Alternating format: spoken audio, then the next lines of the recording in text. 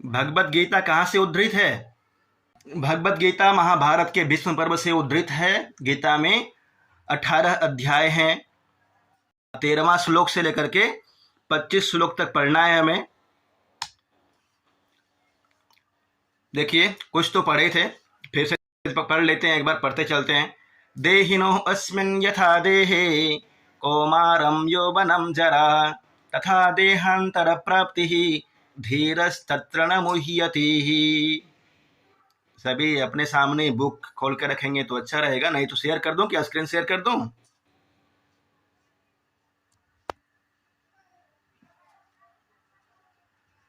रुकिए, स्क्रीन से। देहिनोः अस्मिन् यथा देहे कौमारं यौवनं जरा तथा देहांतर प्राप्ति धीरस्तत्र न मुह्यति। अस्मिन् देहे देहि देहिनः इत्युक्ते जीवात्मा, इस शरीर में जीवात्मा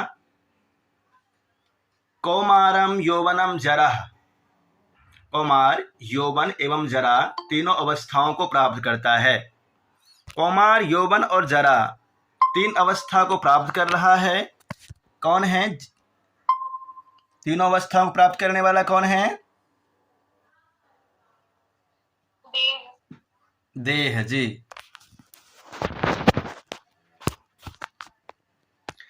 जीवात्मा इस शरीर में तीनों अवस्थाओं को प्राप्त करने वाला शरीर का साक्षी है, परंतु जीवात्मा तीनों अवस्थाओं को प्राप्त नहीं करता है, सिर्फ वो साक्षी है, देख रहा है। शरीर में रहता है तो अनुभव करता ही है। जिस भवन में हम लोग रहते हैं उसमें पेंट कब हुआ, फिर उसके बाद कब कुछ दिन के बाद उसका पेंट खत्म हो जाता है, फिर से पेंट करना पड़ता है, तो साक्षी तो हैं हम लोग।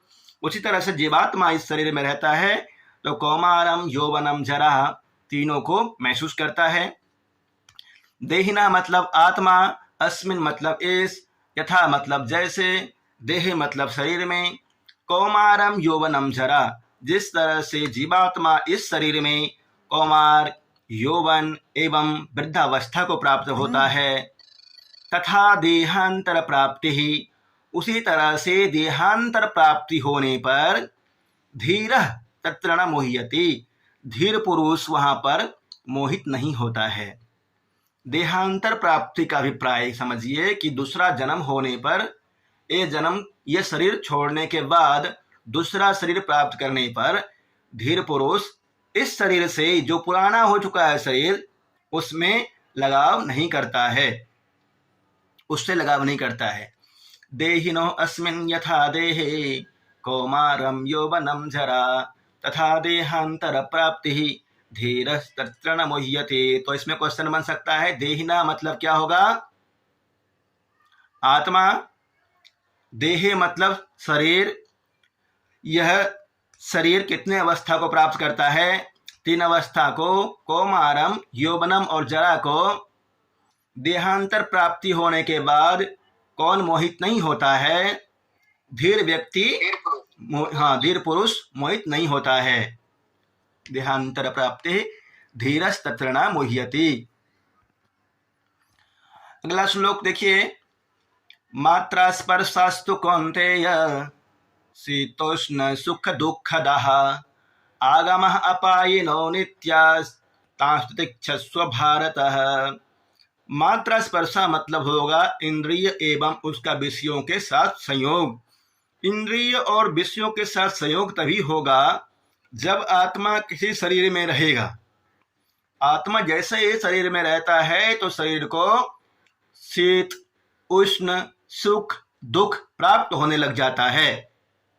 कौन्तेय, हे अर्जुन, कुंती पुत्र अर्जुन, मात्रा स्पर्शास्तु इंद्रिय एवं विषयों का संयोग तो शीतोष्ण सुख दुखदा, ठंडी, गर्मी, सुख, दुख देने वाला है।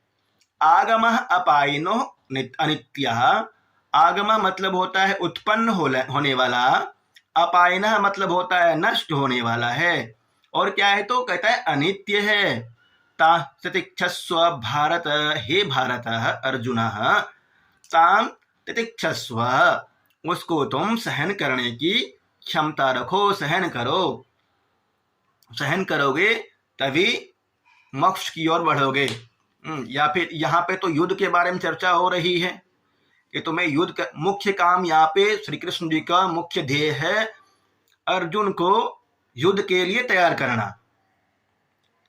युद्ध क्षेत्र में अर्जुन युद्ध करने से मना कर रहा है क्योंकि चारों ओर अपने भाइयों को, अपने गुरु को, अपने संबंधियों को देखता है। तभी श्री कृष्ण जी समझा रहे हैं, भाई इंद्रिय एवं विषयों का संयोग होने के बाद ही, विषयों का संयोग होने पर सुख दुख शीत उष्ण प्राप्त होता है। और ये क्या है? आगम है, उत्पन्न होता है, अपायना है, नष्ट हो जाता है और अनित्य है। इन सबको तुम सहन करो, सहन करोगे तभी धीर पुरुष कहलाओगे। और धीर पुरुष जो है वह मोहित नहीं होता है, इस शरीर से लगाव नहीं करता है। अच्छा, ठंडी गर्मी और सुख दुख किसको प्राप्त होता है? आत्मा को या शरीर को? शरीर को, श्रीमान जी, शरीर को, आत्मा को ये सब कुछ महसूस नहीं होता है। मात्रा स्पर्शा मतलब क्या होगा? इंद्रियों और विषयों का संयोग। संयोग। भारतः किसके लिए आया है? अर्जुन के लिए। कौन्तेयः कस्य कृते प्रयुक्तः? अर्जुनाय। शीतोष्ण सुख दुखदा कः? का?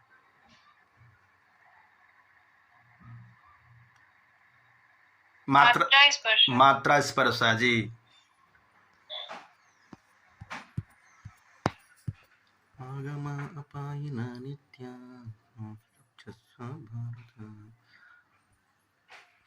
सुख दुख आदि द्वंद्वों को सहन करना क्या है?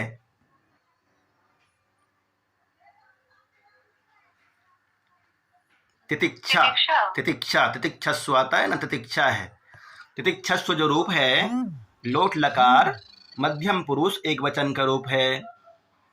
और मात्रा स्पर्शास्तु कौन्तेय शीतोष्ण सुख दुखदा, इस श्लोक का वक्ता कौन है? कृष्ण। और श्रोता? श्रोता अर्जुन। कहाँ से उद्धृत है? गीता से। गीता के 2 अध्याय सांख्य योग नामक अध्याय से। सुख दुख और इंद्रियों के संयोग को क्या बताया गया है इस श्लोक में? आगमः अपायिनः अनित्यः यम हीनः व्यथयन्ते ते पुरुषं पुरुषर्षभ समदुःख सुखम धीरम सो अमृतत्वाय कल्पते। समझ गया इसको? यम हीना व्यथयन्ते ते एते मात्रा स्पर्शाः यम पुरुषम न व्यथयन्ति। इंद्रिय एवं विषयों का संयोग जिस पुरुष को, जो पुरुष को दुखी नहीं करता है, सम दुखम सुखम धीरम, सुख में दुख में एक समान रहता है, वही व्यक्ति मोक्ष का अधिकारी है। पुरुषर्षभ, हे अर्जुन, पुरुषों में श्रेष्ठ जो व्यक्ति को, पुरुष को मात्रा स्पर्शा, पीछे वाला श्लोक का अनुवृत्ति, मात्रा स्पर्शा यम ही ना व्यथयन्ते, जिस पुरुष को दुखी नहीं करता है, और सम दुखम सुखम धीरम सो अमृतत्वाय कल्पते, सुख में दुख में जो एक समान रहता है वही अमृतत्व का अभिलाषी है, मोक्ष को प्राप्त कर सकता है। तो धीर व्यक्ति कौन होता है? सुख दुख सामने वाला। पुरुषर्षभ किसके लिए आया है? धीर पुरुष के लिए। अर्जुन के लिए। सॉरी, अर्जुन के लिए। व्यथयन्ति, एते, एते शब्द का प्रयोग किसके लिए हुआ है? एते इंद्रियों और विषयों का संयोग मात्रा स्पर्शा के लिए।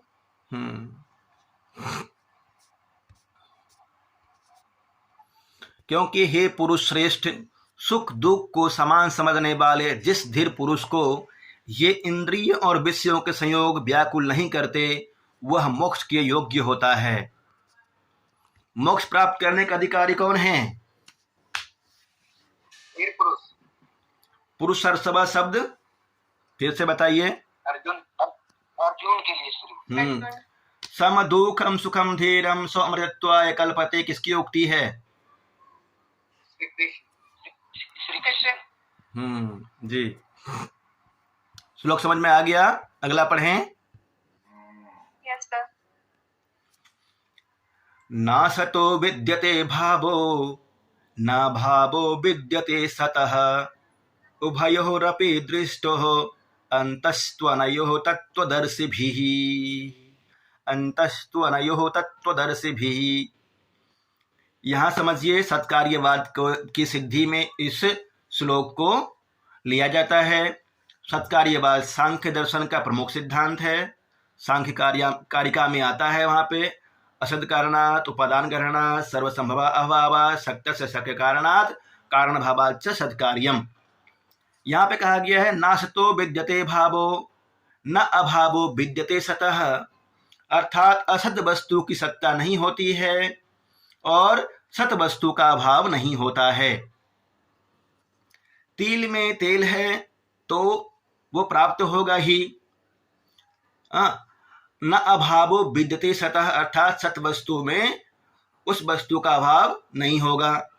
और बालू में से तेल कितना भी निचोड़ लीजिए नहीं निकलेगा। ना सतो विद्यते भावः उभयोरपि दृष्टो अंतस्तु अनयो तत्त्वदर्शिभिः। इन दोनों में उभयो मतलब यहाँ उभयो आया है असत और सत के लिए। जो असत है और सत है दोनों को तत्वदर्शी पुरुष अच्छी तरह से देख करके संसार में विचरण करते हैं। इन दोनों के भिन्नता को जान करके संसार में सही मार्ग का अनुसरण करते हैं धीर पुरुष। तो यहाँ पे श्री कृष्ण जी क्या समझाना चाह रहे हैं? यह शरीर जो है वह असत है और आत्मा सत है। उभयोरपि दृष्टो अंतस्त्वनयो तत्त्वदर्शिभिः। जो तत्वदर्शी पुरुष होता है वह आत्मा को सिद्धांत मान करके, आत्म तत्व को सच मान करके, आत्मा को सजाने में संवारने में जो कुछ लग सकता है तप ध्यान योग अनुष्ठान करता है। और जो ना समझ होता है वो शरीर के लिए करता है, संसार में संबंध बनाता है, प्रत्येक तरह से संसारिक होकर के प्रेम मार्ग का अनुसरण करता है। और सत्य क्या है? श्रेय मार्ग और प्रेम मार्ग कह सकते हैं इसको। असत वस्तु की तो सत्ता नहीं है और सत का अभाव नहीं है। इस प्रकार इन दोनों का ही तत्वज्ञानी पुरुषों द्वारा देखा गया है। तो यहाँ प्रश्न बन सकता है किस वस्तु की सत्ता नहीं होती है? असत। किस वस्तु का कभी अभाव नहीं होता? सत। सत्ता। सत और असत दोनों के वास्तविक रूप को कौन जानता है?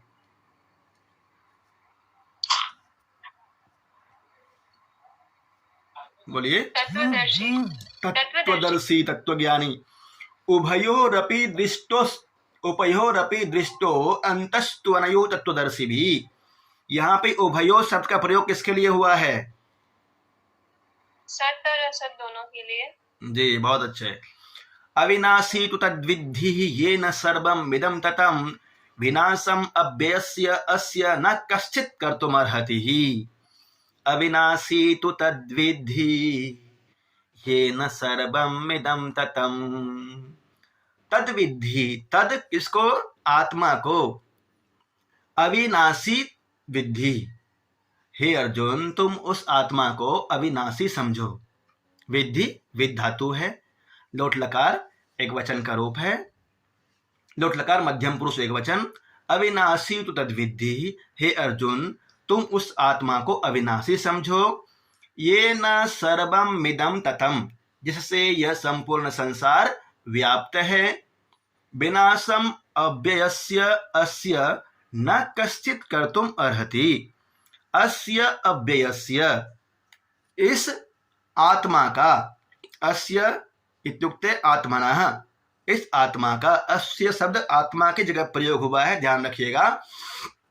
अस्य अव्ययस्य, इस अव्ययी आत्मा का विनाश कोई नहीं कर सकता है। न कश्चित कर्तुम अर्हति, इस अव्ययी स्वरूप आत्मा का कोई विनाश नहीं कर सकता है, क्योंकि यह अविनाशी है ना।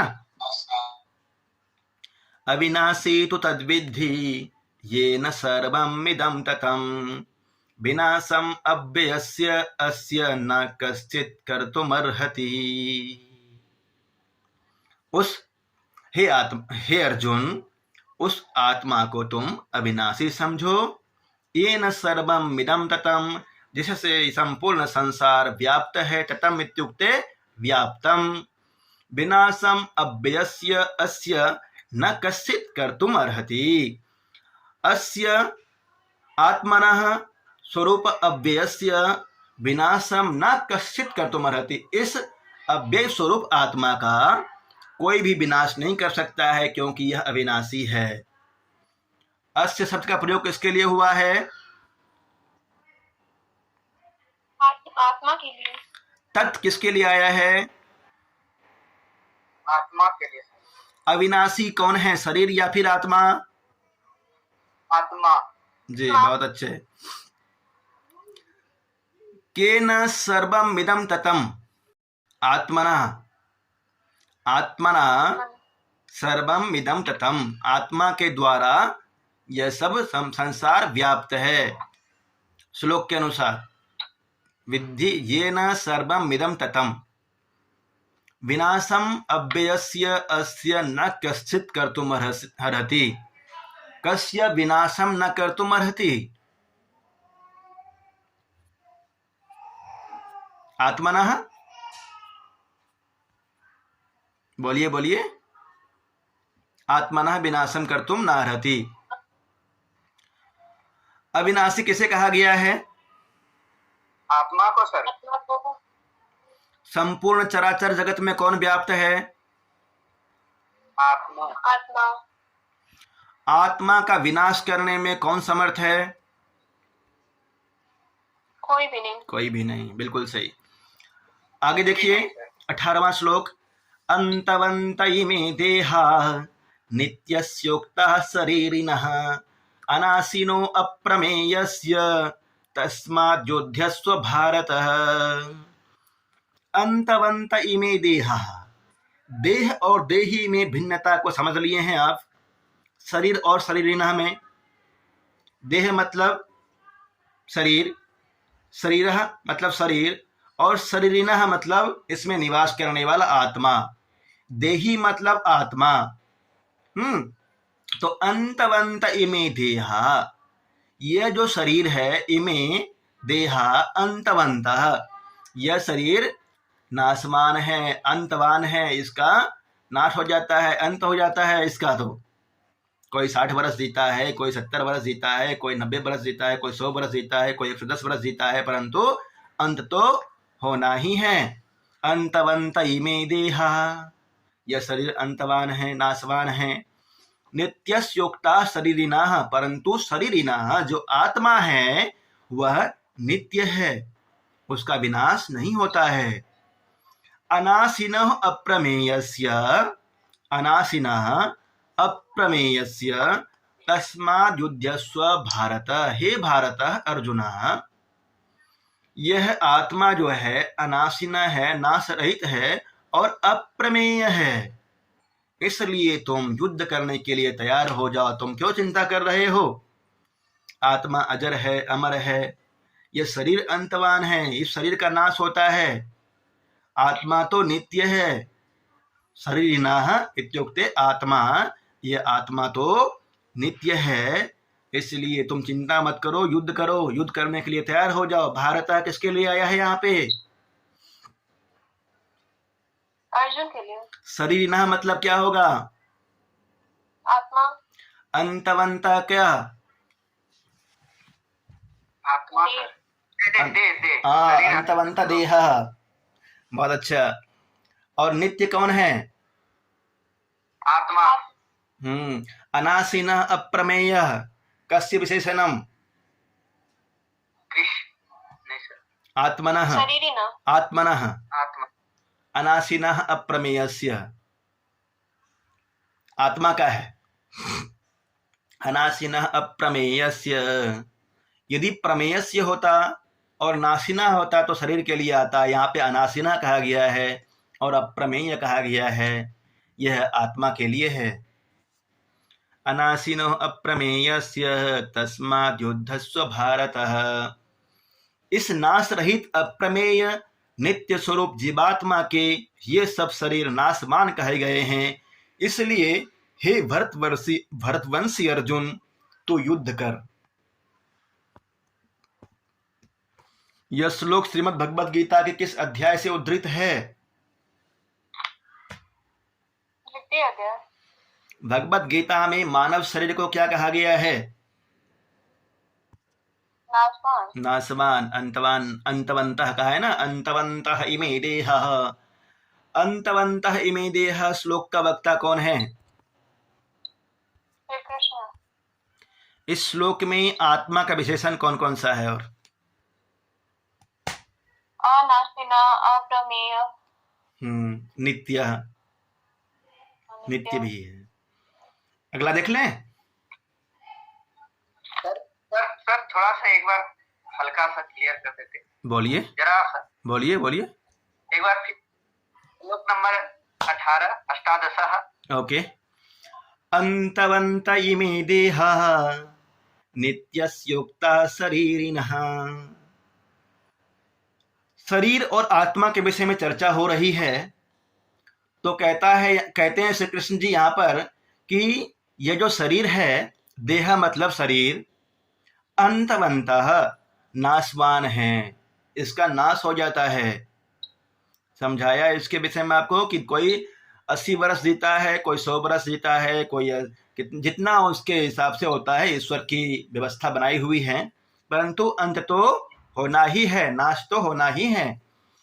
और नित्य स्योक्ता शरीरिना, जो शरीरिना है अर्थात आत्मा है, वह नित्य है।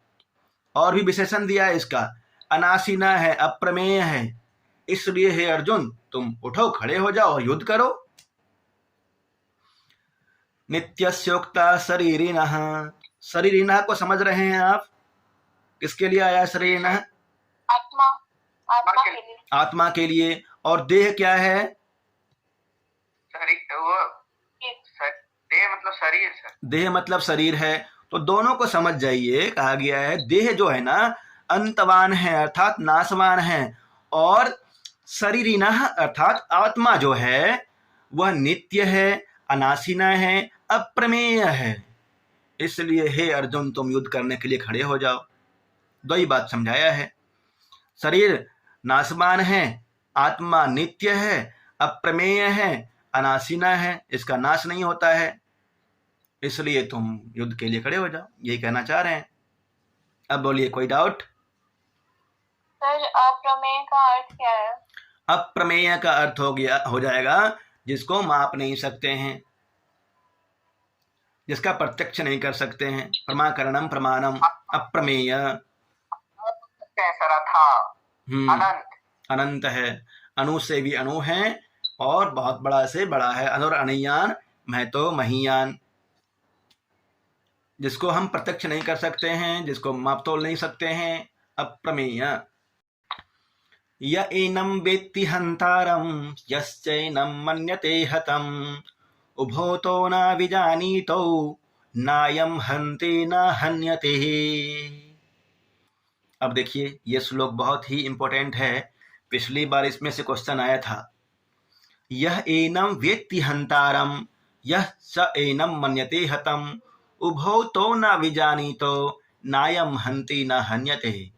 यह मतलब जो, एनम मतलब इस आत्मा को, व्यक्ति मतलब जानता है, हंतारम मतलब मारने वाला, और फिर कहता है यह मतलब जो, यह स एनम इस आत्मा को, मन्यते हतम मरा हुआ समझता है, मरने वाला समझता है, उभो तो ना विजानी तो वे दोनों नहीं जानते कि, उभो तो ना विजानी तो वे दोनों नहीं जानते कि यह ना ही तो किसी को मारता है और ना ही यह मरता है।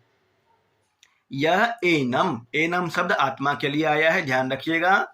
जो व्यक्ति या जो पुरुष एनम व्यक्ति हंतारम, इस आत्मा को मारने वाला समझता है। हंतारम, हंता हंतारो हंतारा, हंतारम द्वितीय विभक्ति एक वचन का रूप है। हंतारम, हंता त्रिच प्रत्यय, हंता, हंतारम मारने वाला। और यह चैनम मन्यते हतम, जो मरने वाला समझता है। एक व्यक्ति मारने वाला होता है और कोई दूसरा।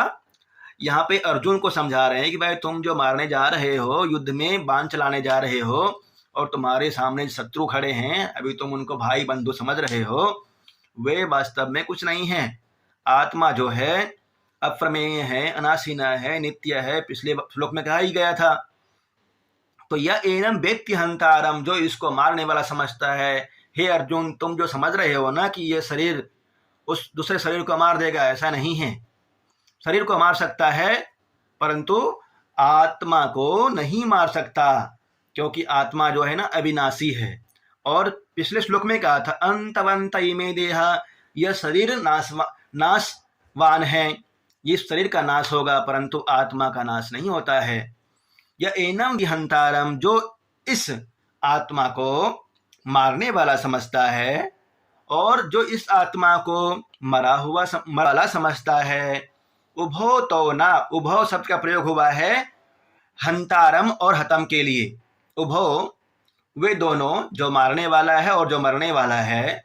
उभो तो ना विजानी, तो वे दोनों ये नहीं जानते हैं कि नायम हंति न हन्यते, यह शरीर, यह आत्मा, ना प्लस अयम दिया हुआ है।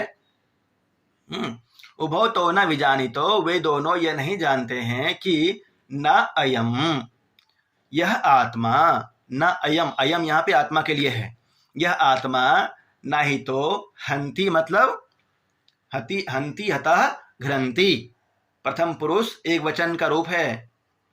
हंति, ना ही तो यह मरता है और ना ही किसी के द्वारा मारा जाता है। ना ही तो यह मरता है और ना ही मारा जाता है। यह एनम वेत्ति हंतारम, यश्च एनम मन्यते हतम, उभो तो न विजानीतो न अयम हंति न हन्यते। उभो शब्द का प्रयोग किसके लिए हुआ है? हंतारा और हतम के लिए। बहुत अच्छे। न अयम हंति न हन्यते में अयम शब्द का प्रयोग किसके लिए हुआ है? आत्मा के लिए। यह एनम व्यक्ति हंतारम, यश्च एनम मन्यते हतम, यहाँ पे एनम शब्द का प्रयोग किसके लिए हुआ है? आत्मा, आत्मा के लिए। जो इस आत्मा को मारने वाला समझता है तथा जो इसको मरा मानता है, वे दोनों ही नहीं जानते, क्योंकि यह आत्मा वास्तव में न तो किसी को मारता है और न किसी के द्वारा मारा जाता है। संभावित प्रश्न क्या क्या हो सकता है? नायम हंति न हन्यते कहाँ की उक्ति है?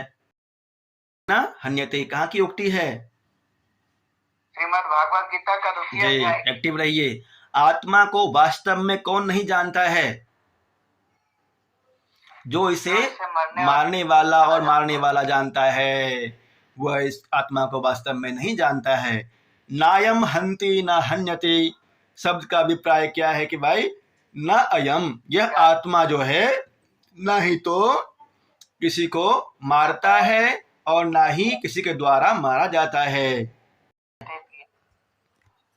अच्छा श्लोक। हाँ, यहाँ तक समझ में आ गया? न जायते म्रियते वा कदाचित् नायं भूत्वा भविता वा न भूयः अजो नित्यः शाश्वतो अयं पुराणो न हन्यते हन्यमाने शरीरे। न जायते म्रियते वा कदाचित् न अयं भूत्वा भविता वा न भूयः। यहाँ पे एक शब्द आया है न प्लस अयम, नायम, नायम आया है, इसको अलग कर लीजिएगा। अयम शब्द आत्मा के लिए है, समझ लीजिए आत्मा की जगह पर अयम शब्द का प्रयोग हुआ है। अयम, यह आत्मा, न जायते उत्पन्न नहीं होता है और न म्रियते मरता भी नहीं है। कभी भी ये आत्मा ना ही तो उत्पन्न होता है और ना ही कभी मरता है। नायम भूत्वा भविता वा न भूयः, यह कभी भूत्वा मतलब होकर और भविता मतलब होगा और ना भूयः कभी हुआ भी नहीं। यह ना ही तो कभी हुआ है, न ही कभी अभी होगा और ना ही कभी भूतकाल में कभी हुआ है, ना ही कभी भूतकाल में हुआ है, ना भी अभी हो रहा है और न ही कभी आगे होगा। अजो नित्य शाश्वतो अयम पुराणो, यह आत्मा अज है अर्थात उत्पन्न न होना, ना जायतेति अजः। यदि अज की व्युत्पत्ति करेंगे तो बन जाएगा ना जायतेति अजः। जो उत्पन्न नहीं होता है उसको बोलेंगे, बोलिए क्या बोलेंगे? अजः। अजः। और न जायतेति अजः, जो उत्पन्न जो उत्पन्न नहीं होता है उसको अजः बोलते हैं। और यह नित्य है, शाश्वत है, पुराण है।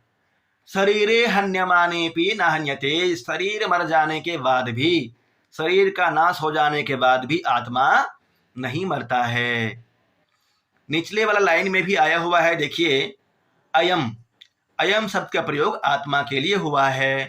अयम अजः नित्यः शाश्वतः पुराणः शरीरे हन्यमानेपि न हन्यते। यह आत्मा यह आत्मा अज है, नित्य है, शाश्वत है, पुराण है, जो कि शरीर के खत्म हो जाने के बाद भी स्वयं आत्मा नहीं मरता है। न जायते म्रियते वा कदाचित् नायं भूत्वा हुता वा न भूयः अजो नित्यः शाश्वतो अयं पुराणः न हन्यते हन्यमाने शरीरे।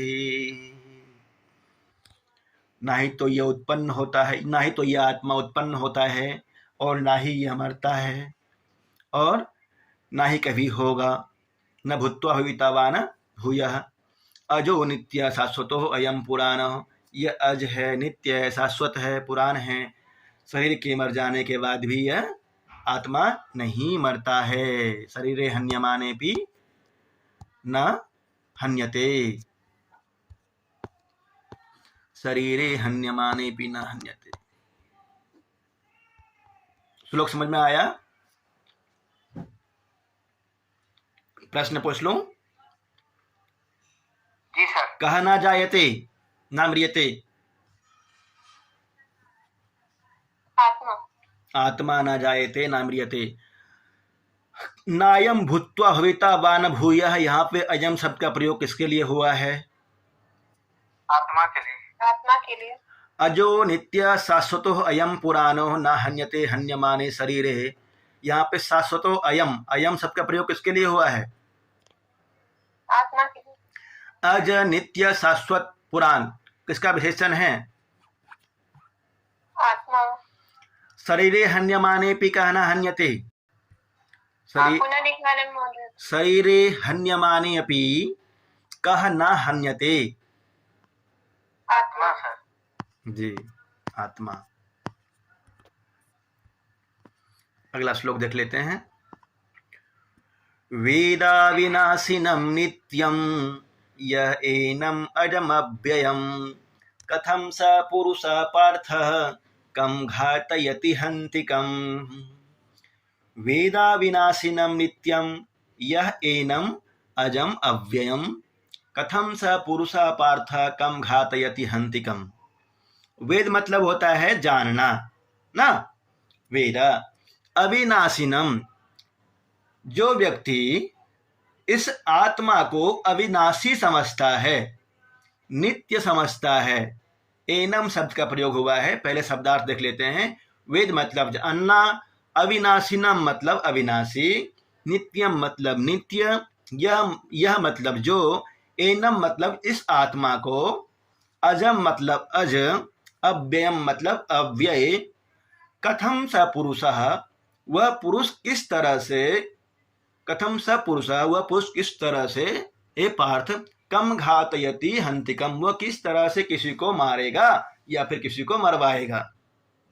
यह हो ही नहीं सकता है क्योंकि अब फिर से समझिए इसको ऊपर से, यह एनम जो पुरुष इस आत्मा को, एनम मतलब यहाँ पे आत्मा के लिए आया हुआ है, यह मतलब जो, एनम मतलब आत्मा को, जो इस आत्मा को अज, अव्यय, अविनाशी और नित्यम, नित्य, वेद मतलब जानता है, जो इस आत्मा को अज, अव्यय, अविनाशी और नित्य जानता है।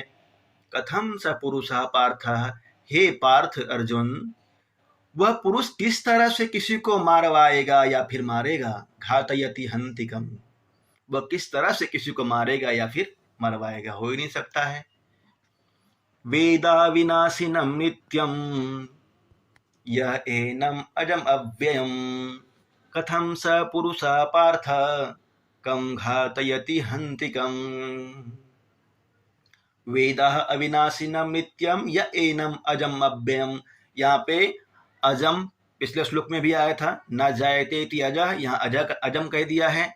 एनम आत्मानम, इस आत्मा को, अजम अव्ययम, अज और अव्यय, नित्य, अविनाशी जो व्यक्ति जानता है, वह किस तरह से किसी को मरवाएगा या फिर मारेगा। जब जान रहा है कि यह आत्मा अविनाशी है, शरीर नाशमान है, आत्मा अविनाशी है, आत्मा मर ही नहीं सकता है, तो वो किस तरह से मरवाएगा। मरवाने से भी क्या फायदा, शरीर को नष्ट कर देगा, परंतु आत्मा तो कुछ नहीं, आत्मा कुछ नहीं होगा, वो अविनाशी है, नित्य है, अज है, अव्यय है, इसलिए क्यों व्यर्थ में प्रयत्न करेगा, नहीं करेगा कभी प्रयत्न इस तरह से। वेदा विनाशिनम नित्यम य एनम अजम अव्ययम, कथम स पुरुषः पार्थ कम घातयति हंतिकम, किस तरह से वो किसी को मरवाएगा या फिर किस तरह से वो मारेगा। तो बता दीजिए यहाँ पे अविनाशी, नित्य, अज, अव्यय किसके लिए आया है, आत्मा के लिए। यह एनम अजम अव्ययम, यहाँ पे एनम शब्द का प्रयोग किसके लिए हुआ है, आत्मा। बहुत अच्छा जी। पार्थ किसके लिए आया है, अर्जुन। अर्जुन के लिए। ठीक है, समझ गए श्लोक को, आगे बढ़ें। Yes sir. हे पृथापुत्र अर्जुन, जो पुरुष इस आत्मा को नाशरहित, नित्य, अजन्मा और अव्यय जानता है, वह पुरुष कैसे किसको मरवाता है और कैसे किसको मारता है। वासान, पृथा किसको कहा गया है सर यहाँ पे, क्या बोले, पृथा, पृथा किसको कहा गया है, पृथा का पुत्र अर्जुन, पृथा, पृथा पार्थिव, पृथा, पृथु पुत्र पार्थिव, पृथा पुत्र अर्जुन। सर्च कीजिएगा एक बार। वासांसि जीर्णानि यथा विहाय नवानि गृह्णाति नरोपराणि, तथा शरीराणि विहाय जीर्णानि अन्यानि संयाति नवानि देहि। देहि किसके लिए आया है, आत्मा। आत्मा, बिल्कुल सही। वासांसि जीर्णानि यथा विहाय, पुराने वस्त्रों को छोड़ करके, जिस तरह से पुराने वस्त्रों को छोड़ करके, शब्दार्थ देख लेते हैं पहले। वासांसी मतलब वस्त्र, जीर्णानि मतलब पुराने, यथा मतलब जैसे, विहाय मतलब छोड़ करके, नवानि मतलब नए, गृह्णाति मतलब धारण करता है, नरह मतलब मनुष्य, अपरानी मतलब दूसरे। तथा शरीरानि विहाय, उसी तरह से शरीर को छोड़ करके, जीर्णानि मतलब पुराने शरीर को छोड़ करके, अन्यानि संयाति नवानि देहे, नए शरीर को प्राप्त करता है। कौन प्राप्त करता है, देही, जीवात्मा।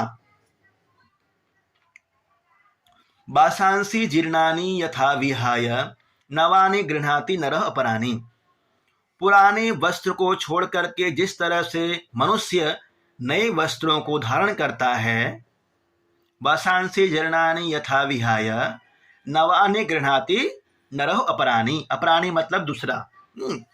जिस तरह से मनुष्य पुराने वस्त्रों को छोड़ करके नए वस्त्रों को धारण करता है। नीतीश जी, वस्त्र Yes, पुराने sir. हो जाते हैं तो उसको छोड़ देते हैं ना, नए वस्त्र ग्रहण करते हैं। जी सर, उसी तरह ठीक, शरीर को छोड़ उसी देता तरह है, से दूसरे शरीर को भी छोड़, जब यह शरीर पुराना हो जाता है, गीता के अनुसार कौमारम यौवनम जरा, 3 अवस्था जो बताया गया है 13वां श्लोक में, कौमार, यौवन और जरा, जरा अवस्था को जब प्राप्त कर लेता है, जीर्ण शीर्ण हो जाता है शरीर, तब यह आत्मा उसको छोड़ करके नए शरीर को धारण करता है। अभी पतझड़ में सारे पत्ते, पुराने पत्ते गिर गए और नए पत्ते आ गए। पर आत्मा तो शरीर को ही छोड़कर चला जाता है और दूसरा शरीर प्राप्त करता है, नया नया एकदम। अन्यानि सयाति नवानि देहि, अन्य नए शरीर को धारण करता है। तो यहाँ पे सयाति मतलब होता है प्राप्त करना। वासांसी जीर्णानी, जीर्णानी शब्द जो है वासांसी का विशेषण है। जीर्णानी वासांसी, पुराने वस्त्र को छोड़ करके। जीर्णानी अन्यानी सयाति नवानी देहि, नए नीचे वाला में भी जीर्णानी जो है नवानी देहि, देह का विशेषण है शरीर का, शरीरानी जीर्णानी, और देही आत्मा के लिए आया हुआ है। समझ गए श्लोक को? क्वेश्चन पूछ लो। जी सर। एक और बता देता हूं, विहाय में ल्यप प्रत्यय है। विहाय मतलब छोड़ करके होता है, ओहाक त्यागी धातु है, विहाय छोड़ करके। वासांसी जीर्णानि यथा विहाय नवानि गृह्णाति नरः अपरानि। वासांसी का अर्थ क्या होगा? वस्त्रों को। जीर्णानि, जीर्णानि मतलब पुराने। अपरानी मतलब दूसरे। ठीक। देही मतलब किसके लिए आया देही शब्द का प्रयोग? आत्मा। सयाति मतलब क्या होगा? प्राप्त होता है। हाँ, प्राप्त करता है, प्राप्त होता है। इस शरीर को छोड़ करके नए शरीर को कौन ग्रहण करता है? देह। हाँ, देही। जैसे मनुष्य पुराने वस्त्रों को त्याग कर दूसरे नए वस्त्रों को ग्रहण करता है, वैसे ही जीवात्मा पुराने शरीर को त्याग कर दूसरे नए शरीर को प्राप्त करता है। नैनम छिन्दन्ति शस्त्राणि नैनम दहति पावकः न चैनम क्लेदयन्त्यापो न शोषयति मारुतः। नैनम छिन्दन्ति शस्त्राणि नैनम दहति पावकः न चैनम क्लेदयन्त्यापो न शोषयति मारुतः। यहाँ पे अलग कर लीजिए, न प्लस एनम, नैनम वृद्धि संधि हुई है। छिन्दन्ति मतलब छिद्र द्वैधीकरणे धातु है, काटने के अर्थ में है। तो कौन काटना, काटने का काम कौन करता है? शस्त्र, शस्त्राणि, शास्त्र इसको कितने भी शस्त्र हो आत्मा को काट नहीं सकता है। एनम शब्द आत्मा के लिए आया हुआ है। नैनम छिन्दन्ति शस्त्राणि, शस्त्र इस आत्मा को काट नहीं सकती हैं। नैनम दहति पावकः, और ना ही इस आत्मा को अग्नि जला सकती है। न चैनम क्लेदयन्त्यापो, न च एनम क्लेदयन्ति आपः। आपः मतलब होता है जल, जल इस आत्मा को गला नहीं सकता है। और न शोषयति मारुतः, मारुतः मतलब होता है वायु, वायु इस आत्मा को सुखा नहीं सकता है। ठीक है, शस्त्र इस आत्मा को काट नहीं सकता है, अग्नि गला नहीं सकती है, जल इसको गला नहीं सकता है, और वायु इसको सुखा नहीं सकता है। 4 नाम गिनाए हैं, शस्त्र, पावकः, आपः और मारुतः। शस्त्राणि काट नहीं सकते हैं इस आत्मा को, शास्त्र इस आत्मा को काट नहीं सकते हैं। पावका मतलब अग्नि इस आत्मा को जला नहीं सकती है, और जल इस आत्मा को गला नहीं सकता है, और वायु इस आत्मा को सुखा नहीं सकता है। समझ गए? और एनम शब्द का प्रयोग जो हुआ है वह आत्मा के लिए हुआ है, ध्यान रखिएगा। नैनम छिन्दन्ति शस्त्राणि नैनम दहति पावकः न चैनम क्लेदयन्त्यापो न शोषयति मारुतः। इसी श्लोक की पूर्ति में अगला श्लोक बोलता है नैनम छिन्नति शस्त्राणि, कहता है कि अच्छेद्योयम अदाह्योयम अक्लेद्यो अशोष्य एव च नित्य सर्वगत स्थाणु अचलोयम सनातनः। इस शरीर को शस्त्र, इस आत्मा को शस्त्र नहीं काट सकता है, इसलिए यह अच्छेद्य है। और अगला श्लोक अगला आया था पावकः, अग्नि इसको जला नहीं सकती है, इसलिए क्या है, यह अदाह्य है। और जल इसको गला नहीं सकता है, इसलिए यह अक्लेद्य है। और फिर आता है अशोष्य, वायु इस आत्मा को सुखा नहीं सकता है, इसलिए यह अशोष्य है। नित्य है, सर्वगता है, स्थाणु है, अचल है। अयम शब्द आत्मा के लिए आया हुआ है और सनातन है। निचले लाइन में और ऊपरला लाइन में शब्द, जितने भी शब्द दिए हुए हैं सभी आत्मा का विशेषण है। अच्छेद्यो अयम आत्मा के लिए, अदाह्यो अयम ये अदाह्य है, या क्लेद्य है, या अशोष्य है। नित्य है, सर्वगता है, स्थाणु है, अचल है। अयम मतलब आत्मा, सनातना है। फिर से देख लीजिए, अच्छेद्यो अयम, अयम आत्मा अच्छेद्य। अच्छेद्य क्यों है? क्योंकि इसको शस्त्र काट नहीं सकते हैं, इसलिए यह अच्छेद्य है। अयम आत्मा अदाह्य, यह आत्मा जो है अदाह्य है, इसको अग्नि जला नहीं सकती है, इसलिए यह अदाह्य है। अक्लेद्य, पानी इसको गला नहीं सकता है, इसलिए यह अक्लेद्य है। अशोष्य, वायु इसको सुखा नहीं सकता है, इसलिए यह अशोष्य है। फिर कहा गया है नित्य है, सर्वगता है, हर जगह जा सकता है, स्थाणु है, स्थिर भी रह सकता है, और अचल है। अयम आत्मा सनातन, सनातन भी है। सनातन मतलब आदिकाल से चला आ रहा है, इसलिए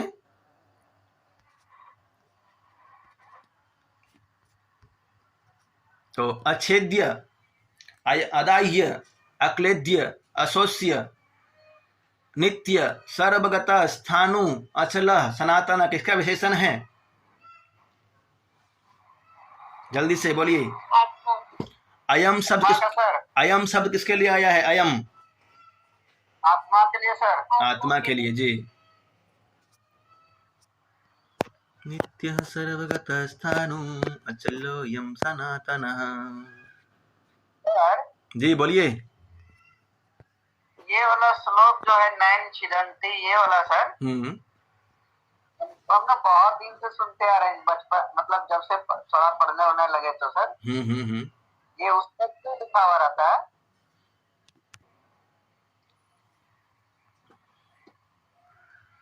ये वाला श्लोक खत्म कर दीजिए सर। हाँ, इसको पढ़ लेते हैं। फिर कहा गया है अव्यक्तोयम अचिन्त्योयम अविकार्योयम उच्यते तस्मादेवं विदित्वैनं नानु सोचितुम अर्हसि। यहाँ पे सोचितुम आएगा, तुम का प्रयोग नहीं हो पाया, मिस्टेक हो गया है, टाइपिंग मिस्टेक। अव्यक्तोयम अचिन्त्योयम अविकार्योयम उच्यते। यहाँ पे अयम शब्द जो आया है ना, बार बार अयम आ रहा है, आत्मा के लिए है। अयम आत्मा अव्यक्त, अचिंत्य, अविकार्य, विकार रहित है, चिंतन से परे है, अव्यक्त है। इस अयम उच्यते, इस तरह से कहा गया है। तस्माद एवं विदित्वा एनम, एनम आत्मा के लिए है, एनम आत्मानम, इस आत्मा को जो व्यक्ति अचिंत्य, अव्यक्त, अविकार्य और पीछे जितना विशेषण बताया है, स्थाणु, अचल, अविनाशी, नित्य, सर्वगत इत्यादि विशेषण जो भी है, जो इस आत्मा को इस तरह जानता है, वह नानु शोचितुम अर्हसि, वह शोक क्यों करेगा? शरीर को खत्म हो जाने के बाद भी वह शोक क्यों करेगा? बिल्कुल शोक नहीं करेगा। श्री कृष्ण जी कह रहे हैं अव्यक्तोयम अचिन्त्योयम अविकार्योयम उच्यते तस्मादेवं विदित्वैनं नानु शोचितुम अर्हसि। जो इस आत्मा को अव्यक्त, अचिंत्य, अविकारी मानता है, वह तस्मादेवं विदित्वैनं, जो इस तरह से जानता है, जान लेता है, जान करके नानु शोचितुम महर्षि, वह चिंता नहीं करेगा, शोक नहीं करेगा। यही कहना चाह रहा है इसमें। अव्यक्त अचिंत्य कौन है? आत्मा। ठीक है। और एक प्रश्न है इसमें, विकार रहित किसे कहा गया है? आत्मा को सर। आत्मा को।